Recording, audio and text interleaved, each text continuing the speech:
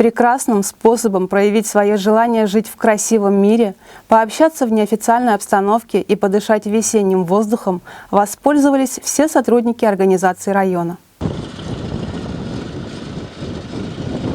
День выдался ясным, солнечным, что способствовало отличному настроению. Вооружившись необходимым инвентарем, сотрудники организации райцентра с удовольствием приводили в порядок территорию. Мы решили до 1 мая завершить все покрасочные работы.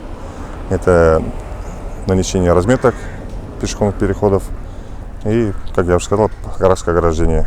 Все организации принимают активное участие, и, надеюсь, завтра мы эти работы завершим. Все трудились с большим душевным подъемом. Кто-то красил ограду и бордюры, кто-то освежил дорожную разметку на пешеходных переходах. Деревья и уличные фонари также не оставили без внимания. Заканчивали работу уставшие, но с отличным настроением. Результат – свежеокрашенные элементы бросаются в глаза и радуют глаз всех окружающих. Везде чисто и красиво. Субботник прошел очень воодушевленно и активно. Все были полны задора и желания ухаживать за своим домом. Ведь Кармаскалы – это и есть наш дом. И мы должны поддерживать чистоту и порядок в нем. Ежегодно наводим порядок в своем населенном пункте.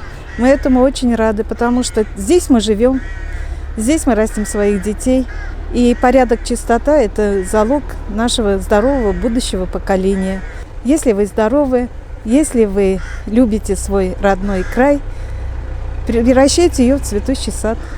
Субботники просто необходимы, ведь порядок должен быть как в человеке, так и вокруг него. И как приятно, проведя уборку, смотреть на мир, который стал еще красивее благодаря дружным стараниям.